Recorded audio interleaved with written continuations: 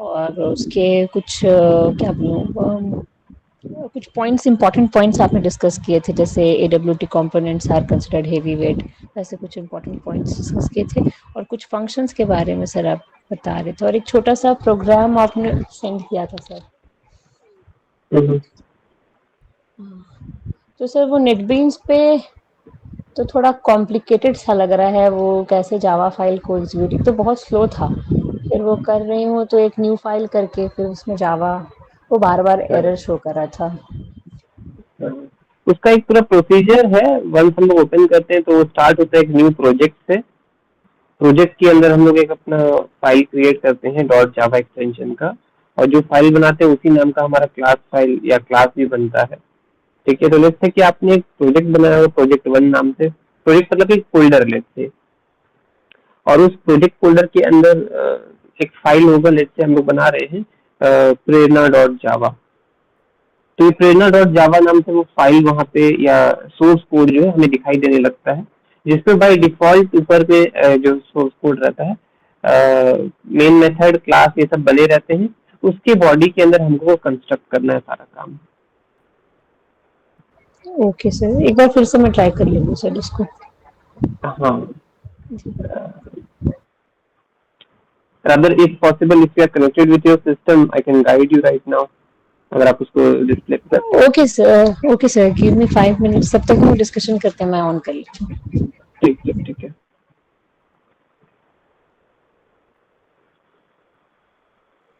So basically, if we look into the syllabus, uh, हम unit 4 का almost event तक पहुंच गए, इवेंट हैंडलिंग तक।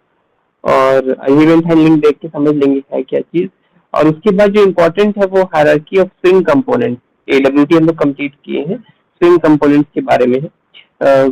ये यूनिट 4 जो है हमारा, इसके बारे में स्पेसिफिकली थोड़ा डिटेल में बताना चाहेंगे कि जितने भी कंपोनेंट्स के बारे में यहाँ पे नाम दे रहा है, J frame, J dialog, J panel, J button, these are all the, जैसे हम लोग प्रीवियस क्लास में देख रहे थे ना कि कंटेनर्स थे, उसके अंदर कंपोनेंट्स थे।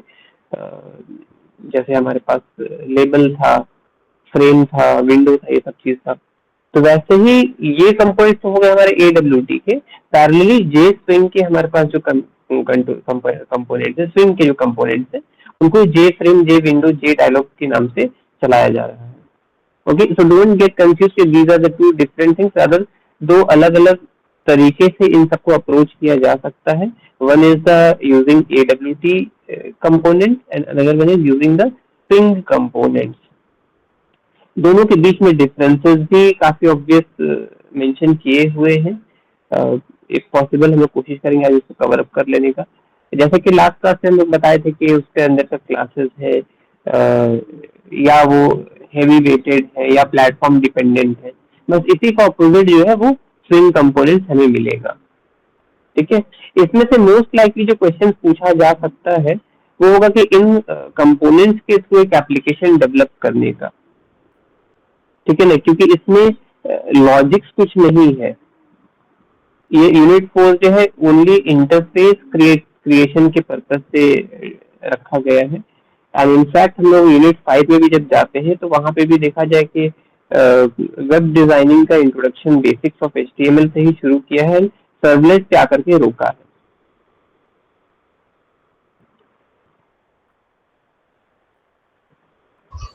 सर मैंने नेटबीन्स ओपन कर लिया है, तो ये प्लीज शेयर टॉप, कीजिए अगर पॉसिबल हो तो। सर इसे मुझे ज्वाइन करना पड़ेगा इससे। अच्छा एक अच्छा, मिनट ठीक है, सर, कोई बात नहीं। आई थिंक एक्चुअली हाँ, सर पहला ऑप्शन। लेफ्ट में, या सर टॉप लेफ्ट में है दो ऑप्शन, एक न्यू फाइल का एंड न्यू प्रोजेक्ट का। हाँ, you have to create new project. Project, okay. Okay, यहाँ पे आ रहा है sir Java with Maven, Java with Gradle, Java with Ant, categories आ रहे कैसे हैं ऑप्शन कुछ। है? Java with Maven, Java with हाँ ग्रेडल, जावा विथ हाँ, एंट। ये 3 है।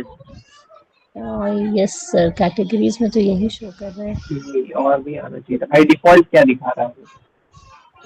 बाय डिफॉल्ट सर वो तो उसमें फर्स्ट में ही है, जावा विथ मेविन में, फिर एक प्रोजेक्ट्स में जावा एप्लीकेशन है। हाँ, जावा एप्लीकेशन पे जाना है। Okay okay, okay sir.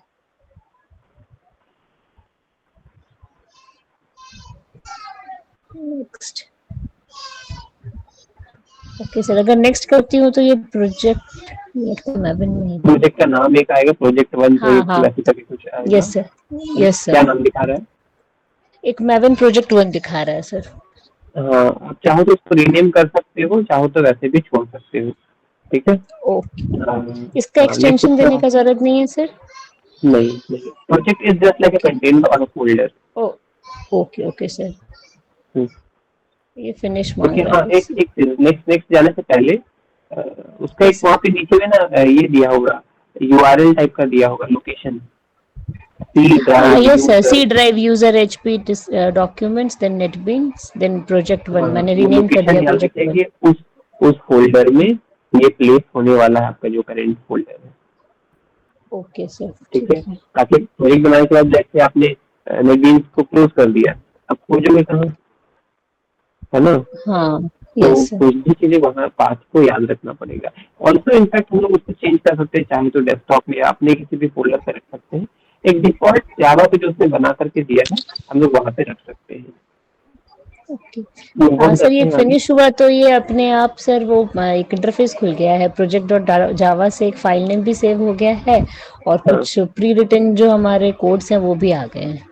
जी है, जी है, जी है। तो ये लेफ्ट या साइड ताकि, पैनल में आपको दिखा होगा प्रोजेक्ट नेम और yes file sir, name, yes है ना। सर, हाँ, यस और सर। सेंटर पे आपका दिखा रहा है, सेंटर कंसोल पे कोड, डिफॉल्ट कोड से बने कोड, हुए हैं, क्लास होगा और मेन मेथड, जी उसके सर, अंदर शायद एक प्रिंट स्टेटमेंट होगा, हेलो वर्ल्ड समथिंग, जी।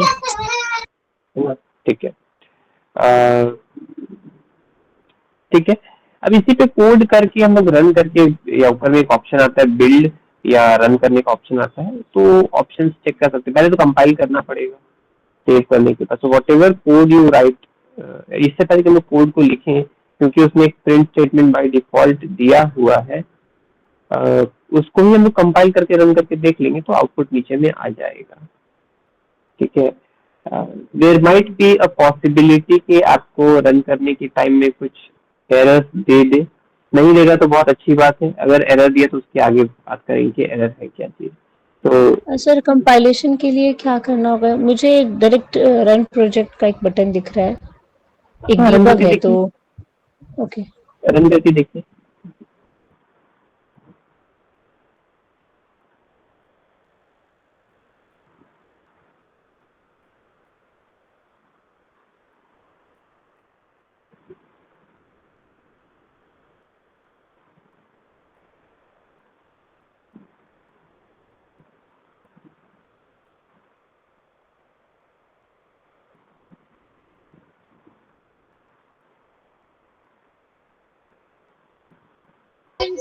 सर ये हेलो वर्ल्ड वाला एक प्रोग्राम बस लिखा हुआ था, हम्म, लेकिन उसके बाद तो scanning for projects then building project 1 snapshot from pom.xml, वो hello world. O yes, last में आया सर, बिल्ड सक्सेस। नीचे में आ जाएगा एक छोटा सा, है यस ना। Sir, yes sir. जैसा हमारा आईडी ऑनलाइन वाले में शो कर रहा है, लगभग वैसे ही नीचे में छोटे से स्पेस पे हेलो वर्ल्ड है। तो गुड थिंग इज दैट आपका पाथ सक्सेसफुली लोकेटेड है, जावा के सारे फाइल्स इंस्टॉल्ड है प्रॉपर्ली, जेडीके जेवीएम सब प्रॉपर्ली रन कर रहे हैं, that's why you are able to run the code. तो यस सर, बस जैसे इतना सा जावा का काम था। पाथ सेट किया था वैसे ही इसका भी पाथ सेट कर दिया था मैंने। हाँ हाँ, तो पता चल ही गया ना, कोड रन कर गया तो जी जी तो जी जी। एवरीथिंग इज इन लाइन, ठीक है। और आपको इस पे अपना कोड स्टार्ट कर सकते हो। अब आप तो आप अपना बेसिक कोड जो जावा का है, उससे लेकर के inheritance, polymorphism, whatever things components we have understood learn till now, interfaces, multi threading, exception, everything could be run over there. इसके बियॉन्ड जो हम लोग अभी जो AWT वर्जन जो पढ़ रहे हैं, उसको भी एग्जीक्यूट किया जा सकता है। उसको ज्यादा कंफ्यूज नहीं करके आप प्रैक्टिस अपना इसी फॉर्मेट में शुरू कीजिए। Learn to understand how to create a project, और उसको एक्सेस कैसे करते हैं, उसमें मल्टीपल फाइल्स बना सकते हैं या नहीं, ठीक है। थोड़ा सा आप पहले बेसिक्स इससे इंटरफेस का फील ले लो। विद इन 1 to 2 क्लासेस हम उसके बारे में भी बता देंगे कि how to create an interface जहाँ पे हम लोग AWT या स्विंग के कंपोनेंट्स को रन करके देख सकते हैं। तो अब जब क्योंकि समझ में आ गया कि हमारा प्रोजेक्ट बिल्ड कैसे होता है, रन कैसे होता है, लास्ट क्लास में जो कोड दिए थे, ठीक है, आप उसको भी चाहो तो एक बार बिल्ड करके फ्री टाइम पे जब हो एक बार रन करके देख लेना। Okay sir. हमें लिए कॉन्फिडेंस नहीं है उस कोड को लेकर के, बिकॉज वर्जन जैसे हमारे आगे पीछे होते रहते हैं। I don't know which version you are using right now, most likely JDK का करंट वर्जन 2022 कुछ होगा। JDK 22 है सर, दिस IT इज 22 है। ID 21। हाँ, तो इसमें हमारे पास ये जो AWT के कंपोनेंट्स हैं, जो फंक्शंस हमने दिए थे, वो किस तरह से बिहेव करेंगे उसको एक बार देखना पड़ेगा, because I have not been through the document part of this version. Previous version में तो रन करता था, बीच में कुछ एक वर्जन आया था जिसमें के कुछ मॉडिफिकेशन के चलते ये कोड्स रन नहीं करते थे AWT के, तो इसके लिए फिर वो सीधे इंटरफेस को हम लोग ड्रैग ड्रॉप करके बना लेते थे, ठीक है। So good thing is that okay your system is ready to serve. अपना जो भी हम लोग प्रीवियस पढ़े हैं उसको ब्रशअप करना स्टार्ट कीजिए। Bye the time reach okay, हाँ, एप्लेट का कोड भी एक बार इफ पॉसिबल हो रन करके आप जरूर देखिए कि आपके वर्जन में रन कर रहा है भी या नहीं। Try to do some research if you are having some free time, 40-50 minutes का अगर फ्री टाइम कहीं मिलता है, try to do some research कि ये कंपोनेंट्स काम क्यों नहीं करते, किस वर्जन पे काम करते, इसको ऑब्सोलीट क्यों कर दिया गया है, हाउ टू इसका ऑल्टरनेट कुछ है भी या नहीं, नहीं है तो फिर हम लोग एप्लेट को छोड़ करके आगे जो वर्जन AWT के उसको कैसे इंट्रोड्यूस करेंगे, ठीक है। So there so many things for you right now. Good thing is that your platform is ready to serve you, बस स्टार्ट कर लेना है। सो आई थिंक इतना पार्ट तो रेडी है। यस सर, इतना पार्ट तो रेडी है एटलीस्ट, मतलब कि जी कोड हम स्टार्ट कर सकते हैं, है ना। Yes sir, yes sir. ठीक है, okay. So again, if I'm going back to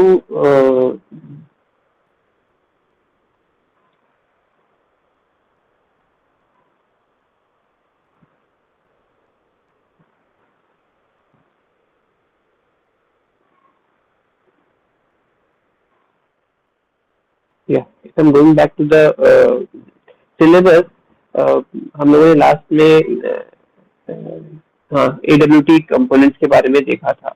उसको जब तक प्रैक्टिकल नहीं करेंगे और बेहतर नहीं हो पाएगा वो चीज, ठीक है। आगे बढ़ते हैं और इंट्रोड्यूस करते हैं कि ये इवेंट हैंडलर्स, एक्शन लिसनर्स, ये सब होते क्या है, ठीक है। मोस्टली थोड़ा सा थ्योरेटिकल रहेगा, ठीक है। Parallelly I would suggest if you working on your system, आप इसको थोड़ा गूगल करके भी देख सकते हो कि है क्या चीज bye the time I am dictating या जब तक इसको डिस्कस कर रहे हैं। हम लोग एक्चुअली अभी क्या कर रहे हैं, इंटरेक्टिव प्रोग्रामिंग के बारे में बात कर रहे थे। AWT जब स्टार्ट हुआ, CUI से बाहर निकल के GUI मोड में जाना है, ग्राफिकल यूजर इंटरफेस मोड में। GUI मोड में हमारे पास क्या होगा, we might get some option जहां पे हम एज अ यूजर और other as a end user हम सिस्टम को कुछ डेटा फीड करेंगे और फीड करने के बाद हम कुछ एक्शन परफॉर्म करेंगे जिसके बेसिस पे वो रिस्पॉन्स प्रोवाइड करेगा। आइडिया बहुत सिंपल सा है। For example you touch your screen, touch screen जो आता है हमारे पास, आप उसको टच करते हो तो कुछ उसमें रिस्पॉन्सिवनेस आता है ना। या तो लाइट ग्लो करेगा या डबल टैप करने से आपका स्क्रीन लॉक हो जाए, ठीक है। तो सम और other action does takes place once when we perform some activity on the interactive screen. अब वो चाहे मेरे टच करने से हो या माउस के क्लिक करने से हो, या माउस के स्क्रॉल को अप डाउन करने से, किसी भी एक्शन से वो अगर एक रिस्पॉन्स जनरेट कर रहा है तो वहां पे क्या हो रहा है, एक इवेंट अकर हो रहा है। फॉर एग्जाम्पल अभी जो मेरे पास स्क्रीन जो दिखाई दे रहा है गूगल मीट का, तो इसमें मेरे पास नीचे 4 बटन बने हुए हैं। ये बटन जैसा कंपोनेंट दिख रहा है, अब उसमें एक माइक जैसा बना हुआ है, उसको अगर हम क्लिक कर देते हैं तो क्या हो जाएगा, म्यूट हो जाएगा और हम जो भी बोल रहे हैं वो सामने वाले को सुनाई नहीं देगा। इसका मतलब है कि ये इंटरफेस में वो जो स्पेसिफिक लोकेशन पे एक बटन जैसा जो बना हुआ है, एक नया इमेज जो है, वो इमेज सिर्फ एक स्टैटिक इमेज नहीं है, उस पे कुछ एक्शन भी परफॉर्म हो रहा है। तो क्या ये बात कहना सही होगा मेरे एक वैसा लोगो लगा के वहां चिपका देने से वो एक्शन परफॉर्म या एक्शन इनेबल उस पर हो जाता है ऑटोमेटिकली? नो। आप बटन कैसा भी लगा दो, ठीक है ना, आप बटन कैसा भी लगा दो, जब तक उस पे क्लिक करने से क्या होना चाहिए वो जब तक यूजर नहीं बताएगा तब तक काम नहीं होगा। इनफैक्ट अगर it has to be the user or the developer who has to define कि उस बटन पे या उस कंपोनेंट पे क्लिक करने से या टैप करने से या डबल क्लिक करने से क्या एक्टिविटी होना चाहिए, है ना। आपके मोबाइल फोन पे पता है मोस्ट कॉमनली ये रहता है कि 3 उंगलियों को एक साथ रख करके ड्रैग करने से it takes screenshot. Camera on करके हम अगर लॉक बटन दबाते हैं या वॉल्यूम अप या डाउन कोई स्पेसिफिक बटन दबाते हैं तो वो फोटो क्लिक कर सकता है। तो एक कंपोनेंट हमने बनाया और उस पे हमने क्या किया, उस पे जान डाल दिया। जान डाल दी इन द सेंस कि उसके क्लिक करने से, उसके ऊपर एक्शन परफॉर्म करने से या कुछ एक्टिविटी परफॉर्म करने से एक एक्शन रिकर्सिवली होता है या रेसिप्रोकल वे में होता है, ठीक है। तो ये जो हम लोग क्लिक करते हैं, बटन को टच करते हैं, तो ये सब क्या एक इवेंट है। मेरे उस पर्टिकुलर इवेंट के होने पे एक रिस्पॉन्स जनरेट होता है। So there has to be an event handler, ठीक है। इवेंट क्या हो गया, whatever activity on the interface or interactive screen we perform as a end user, और उस एक्टिविटी के होने के कारण जो रिस्पॉन्स जनरेट होता है वो हमारा क्या हो गया, एक्शन लिसनर के थ्रू या इवेंट हैंडलर के थ्रू परफॉर्म किया जाता है। तो बेसिकली है कि अगर बैकड्रॉप पे जाके देखिए तो फ्रंट एंड का बात हम लोग को समझ में आ गया, इजी था क्योंकि हम लोग देखे यूज करते हैं डेली बेसिस पे, so we can easily visualise these things. Backdrop पे क्या होता है, तो अब जब हम लोग इन कंपोनेंट्स को ड्रैग ड्रॉप करके कंपोनेंट्स डिजाइन कर लेंगे, उस बटन पे लेट्स से कोई एक सबमिट बटन हम बना रहे हैं, ठीक है, और एक इंटरफेस विजुअलाइज करते हैं। 3 टेक्स्ट बॉक्स है हमारे पास। Text box is the region where we are able to give some input. So there are 3 text boxes, जिसमें से 2 हम इनपुट के लिए लिए हैं और तीसरा एक आउटपुट के लिए ले रहे हैं। 2 इनपुट वाले में हम बता रहे हैं क्या कि दोनों में तुम नंबर डालो और नीचे एक बटन डाल दे रहे हैं ऐड नाम का। तो ऐड नामक बटन पे जब हम क्लिक करेंगे 2 इनपुट डालने के बाद, तो तीसरे बॉक्स में, टेक्स्ट बॉक्स में, उसको मेरे दोनों इनपुट का सम दिखा करके रिफ्लेक्ट कराना चाहिए। इतनी सी बात है, ठीक है। ये विजुअलाइज करने के लिए था। तो हमने क्या किया, ड्रैग ड्रॉप करके 3 टेक्स्ट बॉक्स बना लिए, तीनों का कुछ कुछ नाम होगा। तो लेट्स से कि पहले का नाम है टेक्स्ट बॉक्स 1, दूसरे का नाम है text box 2 and text box 3। ये तो छोटा कर देते हैं, TB1, TB2 and TB3। Every component must have a name, okay? कुछ डिफॉल्ट नेम सिस्टम खुद से जनरेट कर देता है, आप चाहो तो उस नाम को रीनेम भी कर सकते हो। So I'm having again repeating that I'm having 3 text boxes, TB1, TB2, TB3. 2 text boxes, TB1 and TB2 respectively, are for taking the inputs in the form of numbers, let's say. And third one is capable of receiving the output, which is going to be the summation or addition of both the 2 input values. But ये response कभी देगा, जब पहला बात, पहले 2 text boxes में मेरे पास कुछ इनपुट होना चाहिए, चाहे वो 0 हो, नेगेटिव हो, पॉजिटिव हो, whatever it may be, it has to be 2 numbers available. Second, एक स्पेसिफिक लोकेशन पे हम क्लिक करेंगे जिसको हम बटन बोल रहे हैं, तो वो बटन क्या करेगा, एक रिस्पॉन्स जनरेट करेगा जो कि मेरे टेक्स्ट बॉक्स या TV3 टेक्स्ट बॉक्स में टिकना चाहिए था।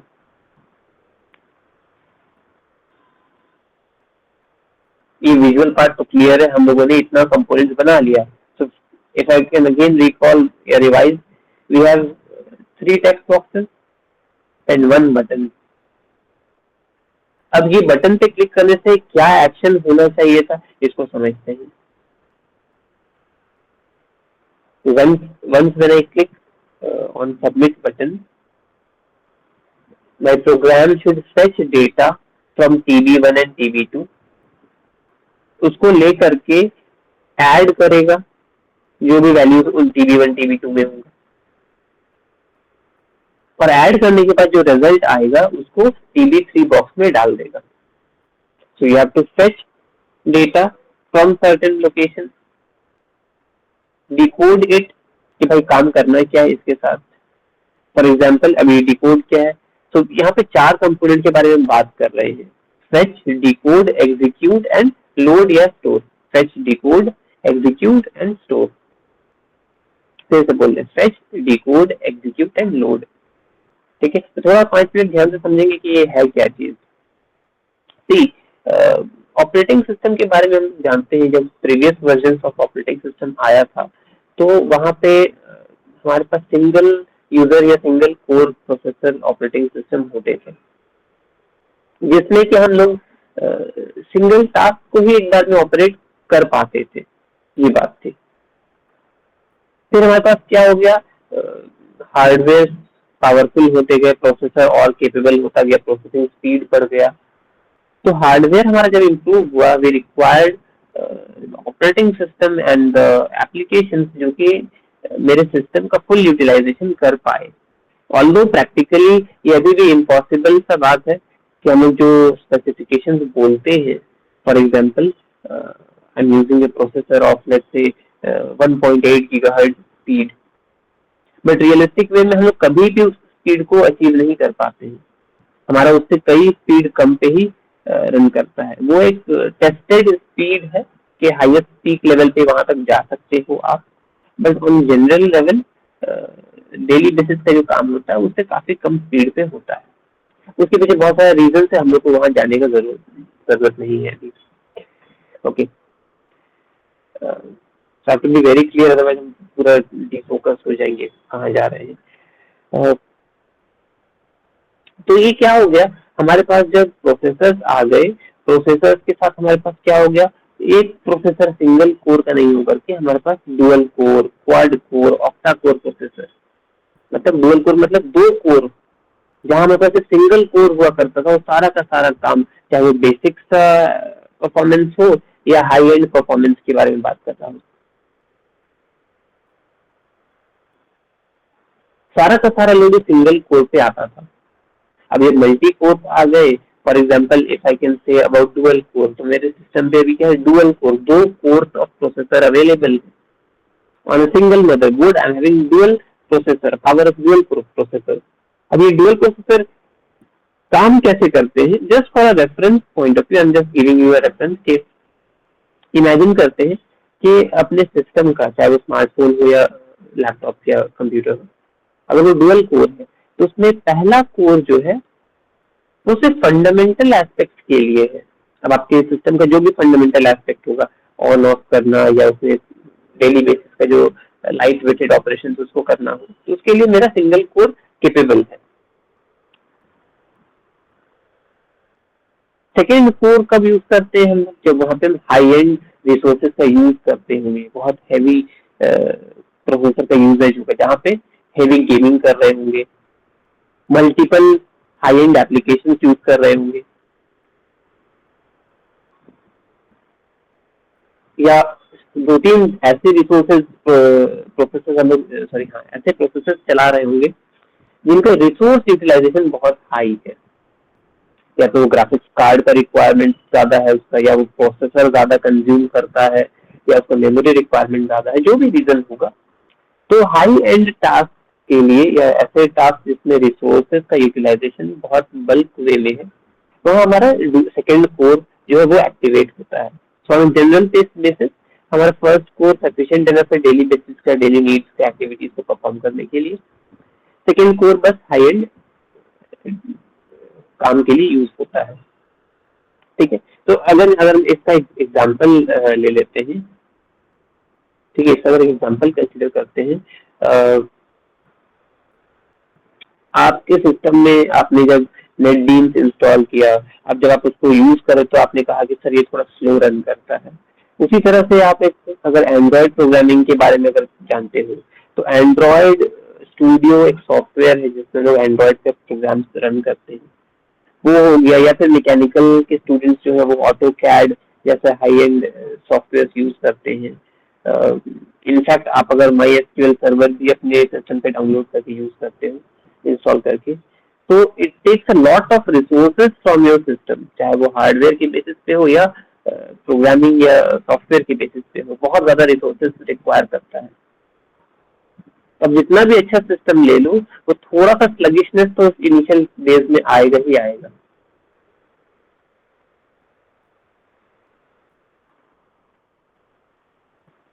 तो ये हुआ क्या यहाँ पे, हम लोग देखना क्या चाह रहे हैं, how is it related to current topics that we are reading in Java, इसका रिलेशन क्या है। हम तो टोटली ऑपरेटिंग सिस्टम के बारे में बात करने लग गए। तो आइडिया इज दैट कि जो रिसोर्स यूटिलाइजेशन है, इसको क्या किया गया, यहाँ पे पैरेललिज्म अचीव कराना था। हम लोग को मेन थिंग क्या है, चाहे वो सिंगल कोर ऑपरेटिंग सिस्टम रहे या मल्टी यूजर ऑपरेटिंग सिस्टम रहे,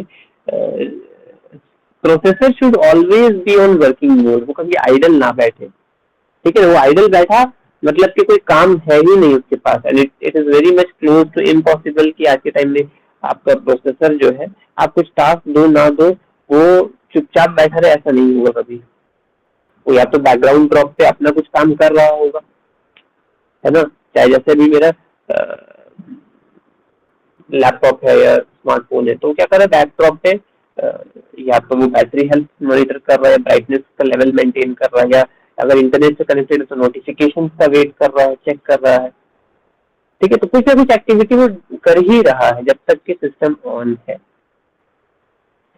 तो अगर हमारे पास बहुत सारा टास्क आ जाता है तो सिस्टम पे लोड पड़ जाए, सिस्टम स्लो हो जाए, एक तरह का हर एक टास्क जो है वो क्यू में, वेटेड क्यू में खड़ा रह जाए कि भाई तुम अपना काम कंप्लीट करोगे तो फिर मेरा नंबर आएगा, हम अपना काम कंप्लीट करेंगे तो मेरे पीछे वाले का नंबर आएगा, एंड सो ऑन। तो वेटिंग पीरियड जो है, वेटिंग टाइम जिसको लोग बोलते हैं, एवरेज वेटिंग टाइम हम लोग ऑपरेटिंग सिस्टम में भी देखे थे, तो ये वेटिंग टाइम बहुत ज्यादा इंक्रीज हो जाएगा। एंड वी डोंट वांट कि एवरेज वेटिंग टाइम हमारे ऑपरेटिंग सिस्टम का बढ़े। That's what is the problem that I am facing with my laptop. 6:15 से हम उसको ऑन करके रखे हैं, वो अभी तक बस कहीं ना कहीं तक पहुंचे हैं हम। ठीक है, and I don't know what has happened, वो अपने आप ऑफलाइन चला गया। समथिंग और the other is happening with it, वो रिसोर्स का यूटिलाइजेशन कहीं ना कहीं जा रहा है, यूजर तक रिसोर्सेज नहीं पहुंच पा रहा है। So in order to achieve better utilization of the resources, parallelism was introduced, the concept of parallel programming या parallelism। अब ये है क्या चीज, तो सीपीयू या प्रोसेसर तक जो हमारा कनेक्शन जा रहा है उसको एक सिंगल चैनल नहीं बना करके उसको मल्टी पाथ बना दिया गया। तो I am giving you a reference of a 4 channel या 4 पाथ सिस्टम। 4 पाथ क्या है, तो आपका जो डेटा जाएगा या इंस्ट्रक्शन जाएगा, वो उसके लिए हम लोग बस बार चलाते हैं। बस क्या है, फिजिकल कनेक्शन है एक पॉइंट से दूसरे पॉइंट तक के लिए। तो यहाँ पे 4 लाइन जो हम बोल रहे हैं, पहले साइकिल पे, पहले राउंड में, पहले फेज में हम इंस्ट्रक्शन को पहले फेच करेंगे। मतलब मेरा डेटा या इंस्ट्रक्शन कहीं ना कहीं तो लोडेड होगा, either in the secondary memory और इन द प्राइमरी मेमोरी। तो जब सिस्टम को जब रिक्वायरमेंट पड़ती है तो क्या करता है, सबसे पहले प्राइमरी मेमोरी में खोजता है। ठीक है, वो प्राइमरी मेमोरी सबसे पहले खोजेगा कि भाई जिस डेटा या जिस इंस्ट्रक्शन का रिक्वायरमेंट है वो अवेलेबल है या नहीं प्राइमरी मेमोरी, मतलब रैम में। अगर मिल जाता तो बहुत अच्छी बात है, तुरंत एक्टिविटी परफॉर्म करने के लिए रेडी हो जाएगा। पर अगर नहीं मिला तो अगेन क्या समझेगा कि अच्छा प्राइमरी मेमोरी में नहीं है, चलो सेकेंडरी में देखते हैं, हार्ड डिस्क में खोजते हैं। तो फिर हार्ड डिस्क में खोजने के लिए गया, हार्ड डिस्क में जब खोजा वहां मिल गया तो उसको फेच करके ला करके रैम पे या कैश मेमोरी में रखेगा। So it has to go and fetch the data और instruction from the memory। तो पहला काम हो गया फेच करना। ठीक है, आप साइकिल एक याद रखना तो कुछ कैसे चल रहा है। तो पहले इंस्ट्रक्शन को I1 इंस्ट्रक्शन को फेच किया हमने।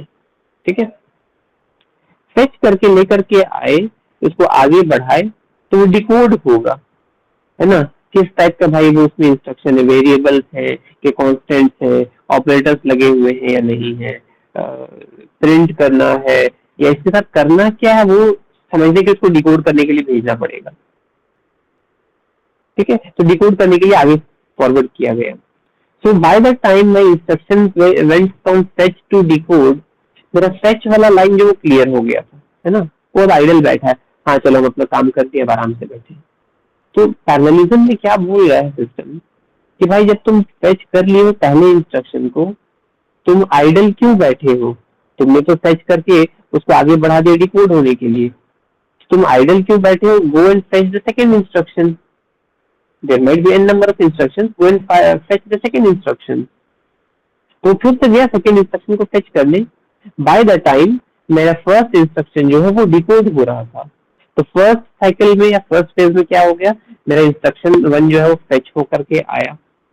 साइकिल 2 में क्या हो रहा है, फर्स्ट इंस्ट्रक्शन डिकोड होने चला गया, सेकेंड इंस्ट्रक्शन को फेच करने के लिए ले गया। फिर ना यहाँ तक क्लियर है कॉन्सेप्ट? Yes sir. ठीक है, ओके। थर्ड साइकिल में क्या हो रहा है, थर्ड साइकिल में क्या हो रहा होगा, ये इंस्ट्रक्शन फेच करने के तीसरे इंस्ट्रक्शन के पास चला गया होगा।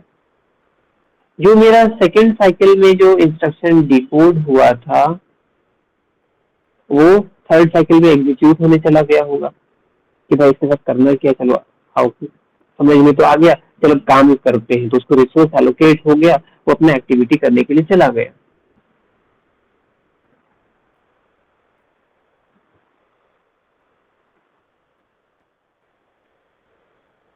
उसी तरह थर्ड साइकिल में क्या हुआ, तो सेकेंड इंस्ट्रक्शन को फेच करने की थर्ड इंस्ट्रक्शन को फेच करने के लिए गया सिस्टम। तो थर्ड साइकिल में मेरे पास 3 काम हो रहा होगा। पहला इंस्ट्रक्शन एग्जीक्यूट होने चला गया जो डिकोड हुआ था, सेकेंड इंस्ट्रक्शन जो फेच हुआ था वो डिकोड होने चला गया, और थर्ड इंस्ट्रक्शन को इंस्ट्रक्शन बस जो है वो फेच करने चला गया।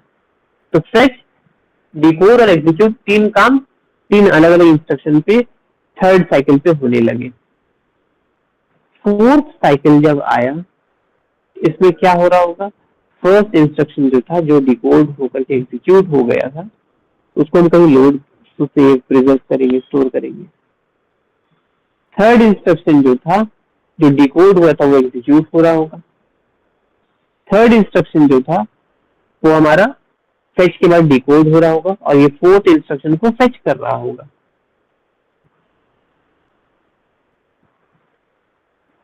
So at every point of time something or the other is happening over the system, and perhaps that is what the reason is कि हमको अपना एक्टिविटी करने के लिए मेरे सिस्टम में परमिशन तो मिलता है लेकिन हमको रिसोर्सेज लेट से मिल रहा है। I am still waiting to acquire the resources ताकि मेरा वेब ब्राउजर खुल सके और उस पर हम URL डाल करके एटलीस्ट गूगल मीट तक पहुंच सके। जुड़ना तो दूर का बात, हम एटलीस्ट इंटरफेस खोल तो पाए। तो क्योंकि वो रिसोर्सेज पहले से ही किसी को ऑक्यूपाई करा करके दे दिया गया है, जिसका इम्पैक्ट मेरे परफॉर्मेंस पे पड़ रहा है, जिसका इम्पैक्ट मेरे सिस्टम के बैटरी पे पड़ रहा है, जिसका इम्पैक्ट मेरे प्रोसेसर पे पड़ रहा है, कि मेरा प्रोसेसर इतना ओवर लोडेड हो गया है कि यूजर तक वो रिसोर्सेज बहुत डिले करके पहुंचा रहा है। So I have to wait for a longer period of time ताकि हमको रिसोर्सेज मिल सके। ठीक है, तो ये पैरेललिज्म था। तो 4 पार्ट में हमने इंस्ट्रक्शन को तोड़ा। इंस्ट्रक्शन को फेच करना है, फेच करने के बाद उसको डिकोड करना है, डिकोड करने के बाद वो एग्जीक्यूट होता है और फिर लोड होता है। फिर ना ये कॉन्सेप्ट क्लियर हो? Yes sir. ठीक है, ये बात सिर्फ यहाँ 4 साइकिल का हम रेफरेंस इसलिए दिए हैं क्योंकि यूजुअली हम लोग जो सिस्टम से काम करते हैं वो 4 साइकिल पाइपलाइनिंग या 4 फेज पाइपलाइनिंग तक रहता है। इसका मतलब सिर्फ ऐसा नहीं कि 4 फेजेस ही कांस्टेंट है, it can go beyond 4 phases also.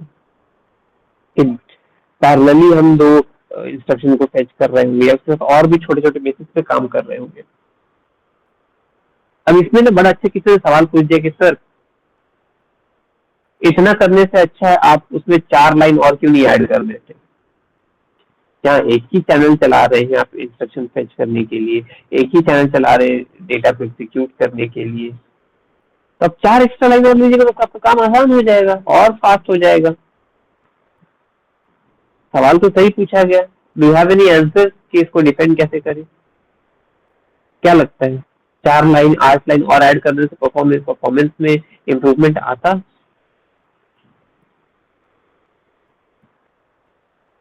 What do you से?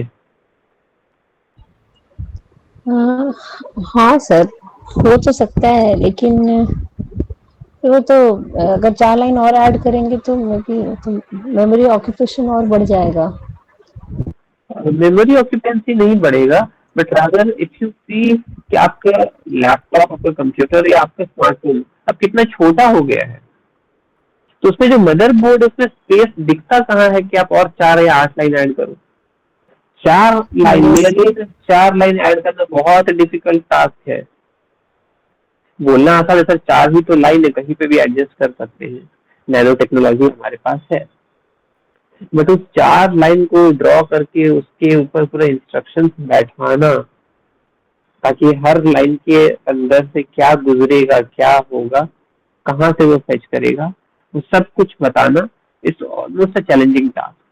तो कहीं पे भी ऐसा फिक्स नहीं है कि 4 स्टेज पाइपलाइनिंग तक ही हम लोग सीमित है, it can go beyond 18 stage तक भी जा सकता है, जो कि प्रैक्टिकली रन करके देखा गया है, बट उसको नॉर्मल यूजेज के लिए नहीं उतारा गया due to so many different reason. Construction का इश्यूज है उसमें, हार्डवेयर पे मॉडिफिकेशंस करने पड़ेंगे आपको, मदरबोर्ड आपको एक प्रॉपर साइज एंड डायमेंशंस का रखना पड़ेगा, जिसके चलते आप इतने कॉन्स्टेंट्स में बंध जाओगे कि आज के टाइम में जो हम लोग अल्ट्रा बुक या टैब्स जो यूज करते हैं जो एकदम लाइट वेटेड और एकदम स्लिम ट्रिम रहता है, वो हम अचीव नहीं कर पाएंगे। ठीक है, वो हम लोग अचीव नहीं कर पाएंगे। तो उन सब चीजों को ध्यान में रखते हुए 4 स्टेज से हम लोग एक आइडल सिनेरियो देख रहे हैं। सो अब आते वापस से, ठीक है, जावा की तरफ। तो ये कॉन्सेप्ट समझ में आया कि एक इंस्ट्रक्शन को हम लोग फेच करते हैं, डिकोड करते हैं, एग्जीक्यूट करके फिर आउटपुट वो क्या करते हैं, लोड करते हैं या सेव या स्टोर कर देते हैं, whatever name you prefer. Coming back to Java, interface ready है, आपने पहले 2 टेक्स्ट बॉक्सेस में इनपुट डाला एंड देन आपने सबमिट बटन पे क्लिक किया। The moment you click on submit, its code और its functions gets activated in the backdrop, और उसके कोड में हम लोगों ने सारे टेक्स्ट बॉक्सेस का कनेक्शन बता रखा है कि भाई आपको डेटा, गेट डेटा एक फंक्शन है, मान लेते हैं गेट डेटा एंड या गेट टेक्स्ट करके। तो ये गेट टेक्स्ट फंक्शन जो है ये आपको डेटा कहाँ से देगा, तो tb1.getText, tb2.getText, ये 2 फंक्शन हमने चला दिया। तो खोज रहा है ये tb1 और tb2 नामक कोई कंपोनेंट है इसके इंटरफेस में।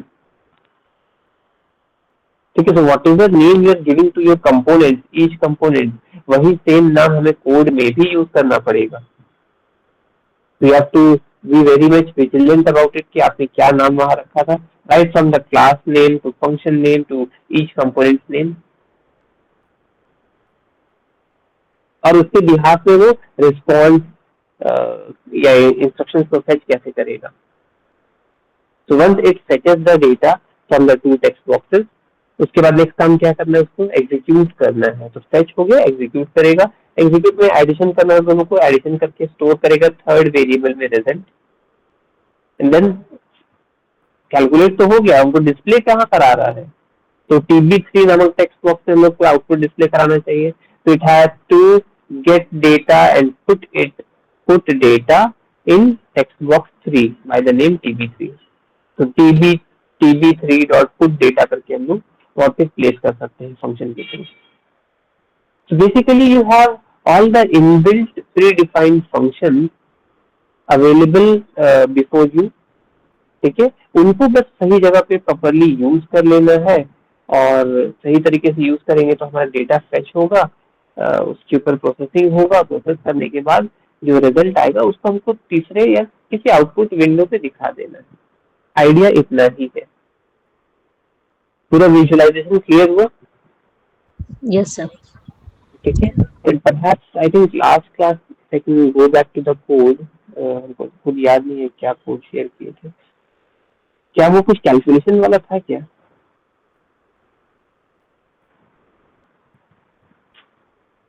नहीं सर, कैलकुलेशन तो केवल उसमें सर हम लोग उसे अलग अलग कंपोनेंट्स यूज किए थे, लाइक ओके, बटन था, फिर हम लोग फंक्शंस यूज किए थे, V dot set buttons and just hold add rupees. Function.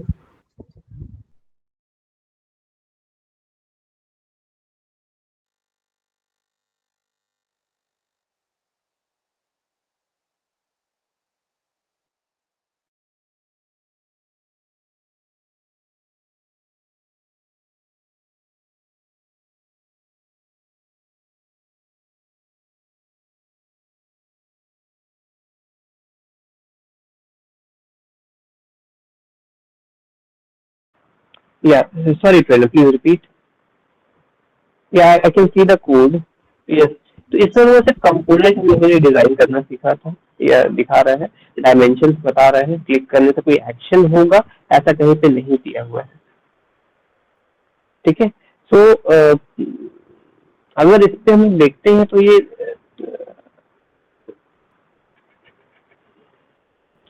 Can you find some code over the internet जो कि हमारा जो लेट्स से addition of two numbers using AWT दिखा रहा होगा?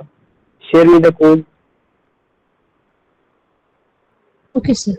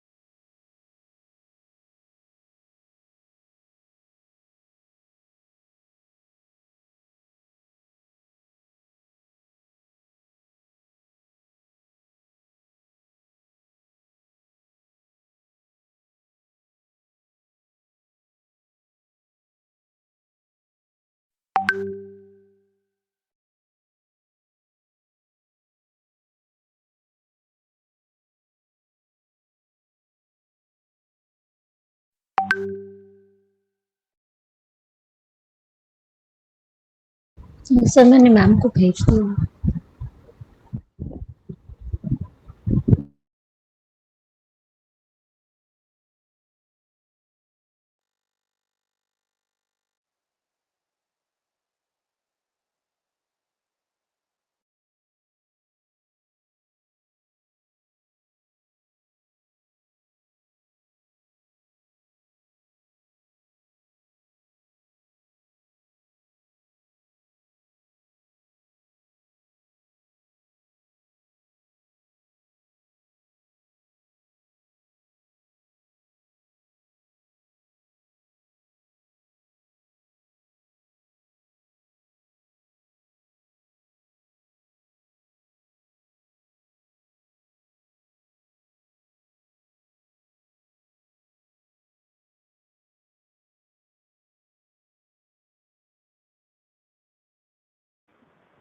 Just a minute.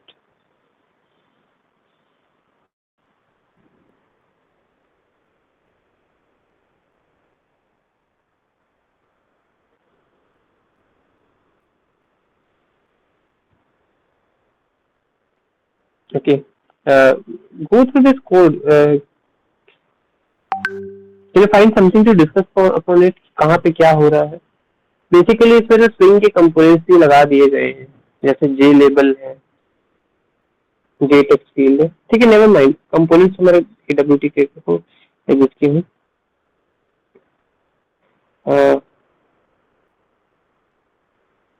Ma'am, please share the code that I have shared with you. I have also shared a code. I think ma'am तुमको देंगे तो बताना. Got it, sir. Okay.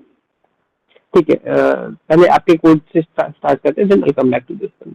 So your code's first line is about swing components के बारे में है, और AWT दोनों को लेकर के चल रहा है.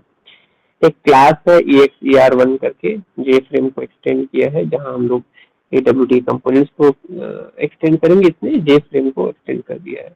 Then you have a constructor, isn't it? EXER1 constructor. Constructor के अंदर क्या किया, सुपर फंक्शन को कॉल किया है, और वहाँ पे एडिशन स्टेटमेंट जो है वो दिखाई दे रहा है.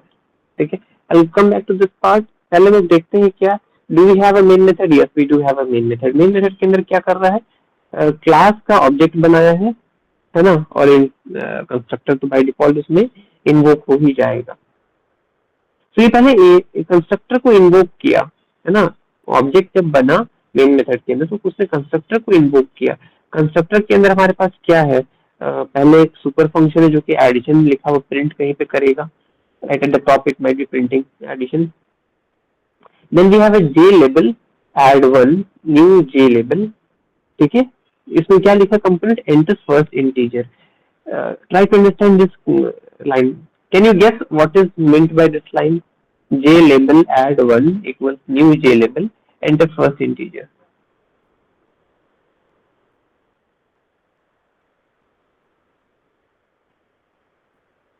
Any wild guesses है क्या? सर ये ऐसा लग रहा है जे लेबल जैसे ऑलरेडी एक लेबल बना हुआ है, उसके जे लेबल का एक क्लास बना हुआ है, उसका उसने एक ऑब्जेक्ट बनाया add one is equal to new J label, and उसमें इंटर फर्स्ट इंटीजर ये आउटपुट के लिए है. No. Try to recall एक पेन पेपर फॉर्मेट वाला जो फॉर्म लेकर के आते हैं, बैंक सर ने फॉर्म लेकर के आया, उसमें क्या लिखा था, बॉक्सेस अवेलेबल रहते हैं हमारे इनपुट करने के लिए, अपना नाम लिखने के लिए, बट उससे पहले लिखा था ना first name, middle name, last name. तो ये एंटर फर्स्ट इंटीजर जो है, ये वही लेबल बता रहा है कि वहां पे डालना क्या है आपको. ठीक है, तो जब ये इंटरफेस बनेगा तो लेफ्ट हैंड साइड में हम लोग को लिखा हुआ मिलेगा एंटर फर्स्ट नेम, एंड उसके बाद वाला कंपोनेंट को देखो क्या है, जे टेक्स्ट फील्ड. ठीक है, तो जे लेबल वो कंपोनेंट है जो कि हमको एक स्पेसिफिकेशन बताता है कि यहाँ पे होना क्या चाहिए था, है ना, प्री रिक्विजिट ये बता देता है कि यहाँ पे लिखना क्या है, आपको फीड क्या करना है. तो जैसे उसने बताया जे लेबल के थ्रू, जे लेबल का नाम है ऐड वन, या जैसे आपने कहा कि जे लेबल अगर क्लास है तो यहाँ पे ऐड वन उसका एक ऑब्जेक्ट है, और उसके थ्रू यहाँ पे इंटर फर्स्ट इंटीजर जो है वो लिखा हुआ दिखाई दे रहा है हम लोगों को. उसके जस्ट बिसाइड साइड में जे टेक्स्ट फील्ड, एक JTF1 नामक एक टेक्स्ट फील्ड होगा, जिसमें देखो साइज लिखा है 10. ठीक है ना, अब ये 10 क्या है, क्या उसका विड्थ है, कोई डायमेंशन है, या उसका यूनिट है, या उसका साइज ऑफ इंटीजर जितना ले सकता है.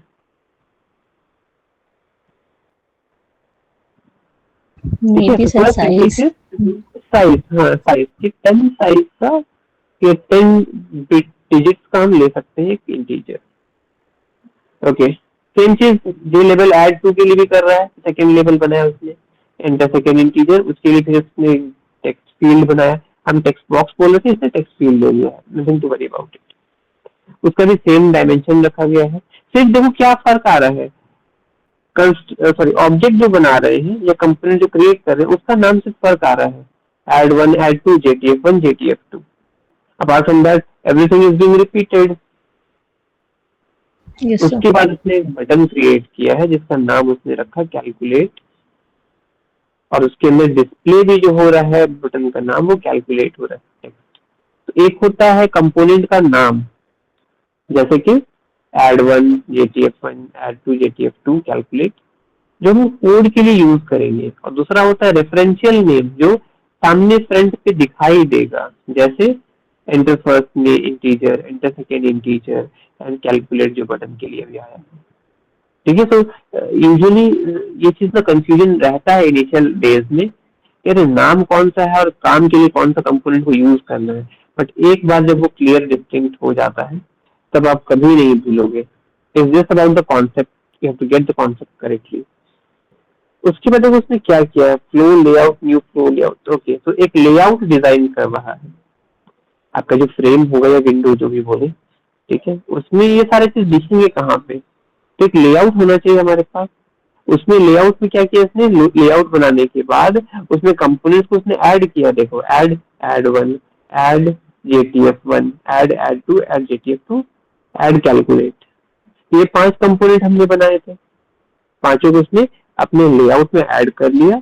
उसके बाद उसका साइज मेंशन कर दिया, किसका, लेआउट का। क्लियर है? Yes, sir.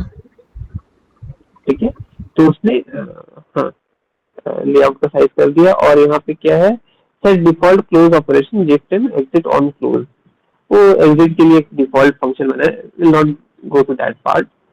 Set visible true, हाँ ये बड़ा इंपॉर्टेंट चीज है। जब हम AWT कंपोनेंट्स के बारे में बात करते हैं तो कंपोनेंट्स बना तो लेते हैं हम लोग, लेकिन वो अलाइव है, एक्टिव है, वर्किंग मोड पे है या नहीं, वो करने के लिए उसको हमको सेट विजिबल को ट्रू करना पड़ता है। अदरवाइज वो बाय डिफॉल्ट क्या रहता है, फॉल्स में रह जाता है। अदरवाइज वो फॉल्स में, ऑफ मोड में रह जाता है। उसको ऑन या एक्टिवेट करने के लिए हमको उसको क्या कराना पड़ेगा, सेट विजिबल कराना पड़ेगा। सेट विजिबल का मतलब है कि उसको ट्रू कर दो। तो set visible is another such component और अ फंक्शन जो कि हमको यूज करना पड़ेगा अपने कंपोनेंट्स को अपने लेआउट में, फ्रेम में, या जो भी हम कंपोनेंट यूज कर रहे हैं उसमें एक्टिवेट करने के लिए। क्योंकि जब तक वो विजिबल और एक्टिव नहीं होगा उस पर एक्शन परफॉर्म नहीं किया जा पाएगा।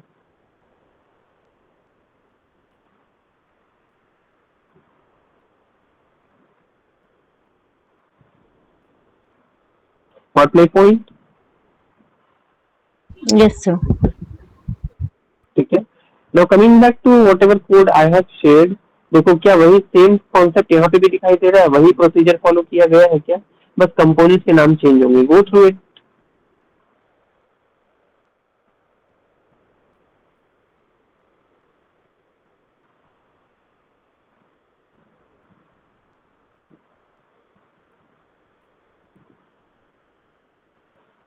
You start with the main method.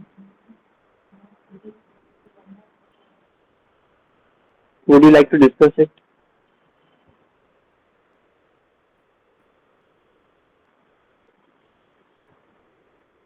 Sir main method में तो सिर्फ वो जो पहले हमने क्लास बनाया था उसका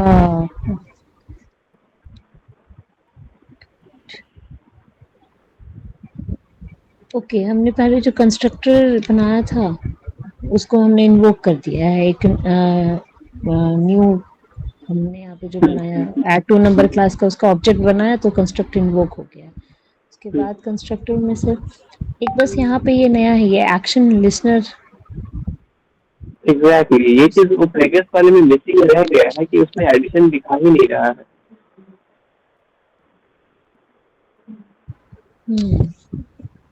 ठीक है ना, हाँ ऐड उसमें, हाँ उसमें तो कुछ सर पता ही नहीं चल पा रहा है कि वहाँ ऐड वाला चीज हो कहाँ रहा है। हाँ, और इसमें अगर आप देखोगे तो कंपोनेंट्स को पहले उसने बिल्ड किया, कंपोनेंट्स को लेआउट में डालने के बाद उसको विजिबल किया है, और उसके बाद ये एक्शन लिसनर जो बटन है, add button dot add action listener this, I will come back to this और ये सब चीज होते क्या है किसी क्लास में। यहाँ पे एक handle button on click event होता है। ठीक है, action performed, action listener, event handler, ये सारे फंक्शंस होते हैं। इनके बारे में आप थोड़ा रिसर्च करोगे तो ज्यादा बेनिफिट पहुंचेगा, थियोरेटिकली भी और प्रैक्टिकल पर्सपेक्टिव से भी। अगर यहाँ पे एक्सेप्शन हैंडलिंग का कॉन्सेप्ट यूज किया गया है, जैसे ट्राई ब्लॉक है, कैश ब्लॉक है हमारे पास, ठीक है, उसके बिना भी बन सकता है, कोई प्रॉब्लम नहीं, बिकॉज हम लोग बहुत बेसिक सा प्रोग्राम बना रहे हैं, बट स्टिल डेटा को फेच करके कहीं लोड करने में कोई मिस कम्युनिकेशन नहीं हो जाए, उसके लिए उसने एक्सेप्शन हैंडलिंग का यूज कर दिया। तो यहाँ पे कहीं ना कहीं एडिशन वाला कॉन्सेप्ट यूज किया गया है। Yes, int sum equal to num1 plus num2. What are these num1 and num2? Can you find it out?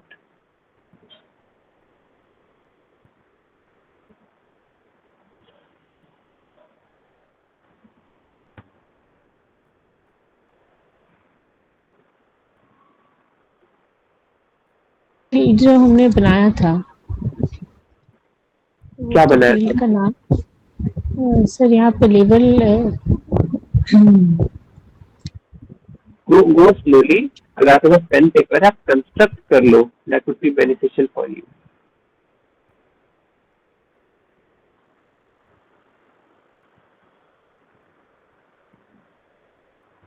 आप ऊपर से जाकर के सारा नाम देखो, कंपोनेंट का नाम क्या है, यूजेज में क्या वही नाम यूज हो रहे हैं।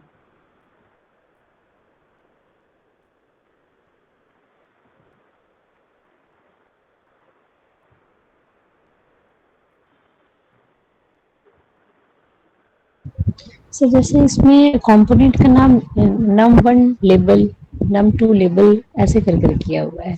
फिर फील्ड जो हमने किया है, okay, go to the try block, ठीक है, ट्राई ब्लॉक में आइए। Yes sir. Okay, int num1 is equals to variable name is num1 num2, ठीक है। इंटीजर डॉट पार्सेंट क्या है? ये टेक्निक है इंटीजर वैल्यूज को फेच करने का या इनपुट कराने का, जो हम लोग ओबी डॉट नेक्स्ट इंट करके लिखते थे ना जावा में। Yes, sir. तो Yes, sir. वर्जन है इंटीजर डॉट पार्सेंट। पार्सिंग एक टेक्निक है जो कि कन्वर्जन में भी हमारा यूज होता है, बट स्टिल हाँ ठीक है। Integer dot per cent num1 field dot gate text. तो num1 फील्ड क्या है? वहां से टेक्स्ट को गेट करने बोल रहा है। गेट टेक्स्ट एक फंक्शन है जो कि डेटा को फेच करेगा from where, from a component. तो कंपोनेंट का नाम क्या है? num1 field. num1 फील्ड ऊपर में कहीं मेंशन किया गया होगा, अब जाकर यस सर। हाँ यस सर, जैसा आपने एग्जांपल के टाइम बताया था सर, जो डॉट गेट डेटा है, हम लोग tb1 डॉट गेट डेटा करके लेंगे, फेच एग्जैक्टली। तो करेंगे। कंपोनेंट का नाम जहाँ से फेच करना है डॉट गेट टेक्स्ट फंक्शन। तो दोनों num1 num2 वहां से फेच हो गया। एक सम वेरिएबल बनाया, दोनों में num1 num2 को ऐड कर दिया। अब डिस्प्ले कराना है, तो देखिए क्या कर रहा है। सेट टेक्स्ट फंक्शन कहाँ पे करा रहा है? रिजल्ट लेबल कहीं कोई कंपोनेंट है।